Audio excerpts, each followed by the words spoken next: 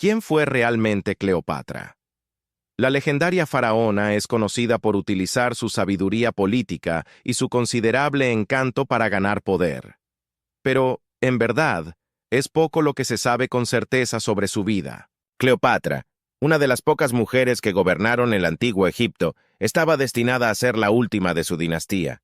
Pero, aunque se piensa que era una gran belleza que sedujo a Julio César y Marco Antonio, los historiadores no están seguros de cómo era Cleopatra. ¿Era hermosa? Discutible. ¿Era encantadora? Probablemente. ¿Era políticamente astuta y estaba empeñada en usar tanto su género como su enorme poder para satisfacer sus necesidades? Ciertamente. Quizá ninguna figura histórica haya encendido tanto las pasiones y los debates como Cleopatra. Destinada a ser la última de su dinastía, la faraona egipcia utilizó la seducción y la astucia política para promover los intereses del antiguo Egipto frente a la expansión romana. Pero, aunque es una de las mujeres más conocidas de la historia, hay poco que los historiadores y arqueólogos puedan decir con certeza sobre Cleopatra. Pero entonces, ¿quién fue Cleopatra? Nacida del rey egipcio Ptolomeo Auletes y de una madre desconocida en el 69 a.C., Cleopatra era miembro de una antigua dinastía griega que se había apoderado de Egipto en el año 305 a.C. Aunque el reino tolemaico había adoptado algunas tradiciones religiosas egipcias, gobernó desde la ciudad mayoritariamente griega de Alejandría. Como resultado, Cleopatra creció hablando griego koiné, aunque, según los informes, fue la única de su linaje que también aprendió egipcio. Su vida estaría inextricablemente ligada a los disturbios en Egipto y la política del Imperio Romano. Es por ello que nos preguntamos, ¿cómo llegó a gobernar Egipto? Pues resulta que cuando su padre murió en el 51 a.C., Cleopatra, que entonces tenía 18 años, se vio envuelta en una controversia sobre cuál de los hijos de Ptolomeo XII debería gobernar Egipto. Al principio, gobernó junto con el joven Ptolomeo XIII, incluso casándose con él en una especie de guiño a la tradición egipcia. Pero el joven rey quería el trono para sí mismo, y pronto estalló la guerra civil cuando formaron facciones para ayudarlos a obtener todo el poder. En respuesta, Cleopatra huyó brevemente a la Siria controlada por los romanos. El padre de Cleopatra simpatizaba y dependía de Roma durante su gobierno. Los hermanos en guerra no eran diferentes y rápidamente se alinearon con diferentes bandos en la guerra civil que se estaba gestando en Roma. Desde su exilio en Siria, Cleopatra recurrió a Julio César, quien para entonces era un general y político que intentaba convertirse en el único dictador de Roma, en busca de ayuda para recuperar su trono. A pesar de la dramática diferencia de edad, César era unos 30 años mayor que Cleopatra, y del hecho de que estaba casado, comenzaron una relación romántica y él prometió apoyarla. En el 47 a.C., mientras huía de las tropas de César, Ptolomeo XIII se ahogó en el río Nilo cerca de Alejandría. Con Egipto en manos de César, Cleopatra recuperó el trono, se casó rápidamente con su hermano de 12 años, Ptolomeo XIV, y lo declaró su cogobernante. Cleopatra dio a luz a un niño que sus contemporáneos supusieron que era el hijo de César, a quien llamó Cesarión. La relación de Cleopatra y César duró hasta su asesinato en los idus de marzo del 44 a.C., a manos de sus enemigos en el Senado. Cleopatra había estado en una visita prolongada a Roma en el momento del asesinato de César y permaneció allí brevemente con la esperanza de convencer a los romanos de que reconocieran a Cesarión como el legítimo heredero del poder romano. Sin embargo, pronto regresó a Alejandría, donde se cree que hizo asesinar a su hermano con veneno antes de ocupar su trono una vez más junto a Cesarión. César estaba muerto, pero la relación de Cleopatra con Roma estaba lejos de terminar. El general romano Marco Antonio, que había ascendido al poder como uno de los 3 líderes conjuntos o triunviros de Roma, exigió una reunión con Cleopatra en un esfuerzo por continuar la alianza egipcio-romana.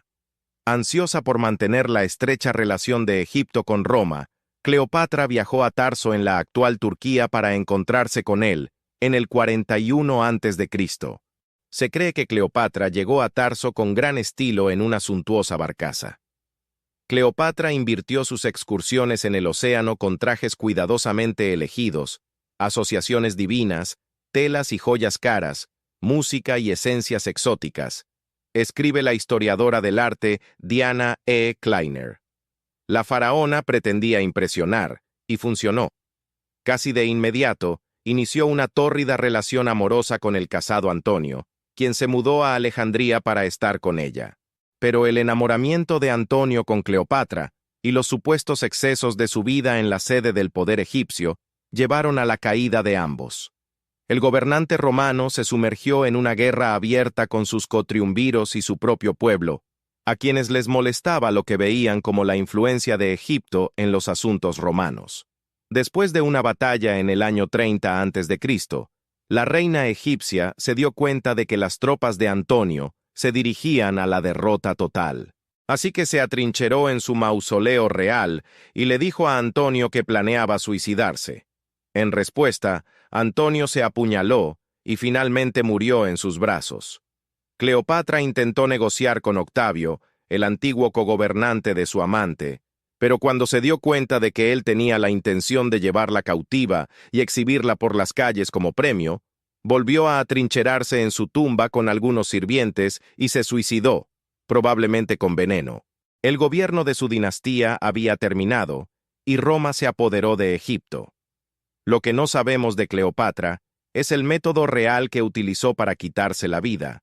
Esto se ha dramatizado muchas veces a lo largo de la historia, sobre todo en Antonio y Cleopatra de Shakespeare, pero los historiadores han encontrado poca evidencia de cómo terminó su vida. Cuenta la leyenda que Cleopatra se quitó la vida con la ayuda de una víbora venenosa llamada áspid, pero como mencioné anteriormente, no hay pruebas. Los arqueólogos tampoco han encontrado nunca el mausoleo donde ella, y probablemente Antonio, murieron. Como escribió Chip Brown para la edición de julio de 2011 de National Geographic, la mayor parte de la gloria que fue la antigua Alejandría ahora se encuentra a unos 6 metros bajo el agua.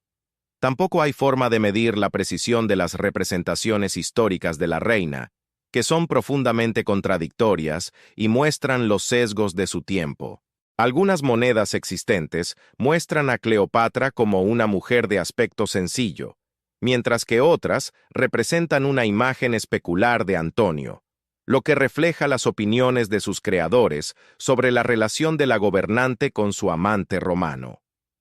Los debates también continúan sobre la raza de Cleopatra, aunque los historiadores señalan que no solo no lo sabemos con seguridad, sino que nuestro concepto actual de raza no existía en la época de Cleopatra.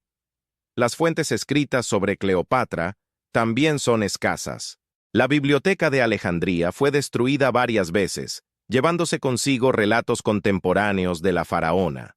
Según el antiguo cronista Plutarco, cuya biografía de Antonio es uno de los relatos más detallados del reinado de Cleopatra, se la describe como la belleza más brillante y en la cúspide del poder intelectual.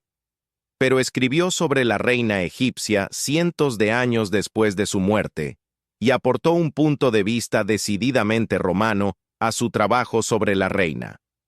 A pesar de nuestra falta de comprensión de la vida de Cleopatra, ella sigue siendo relevante hoy.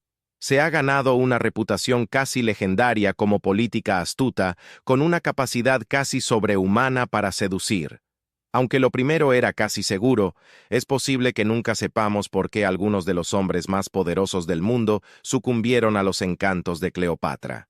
Lo cierto es que, más de 2000 años después de su muerte, la mujer que con tanta astucia gobernó a los hombres y a su pueblo, aún logra encantar y desconcertar al público moderno.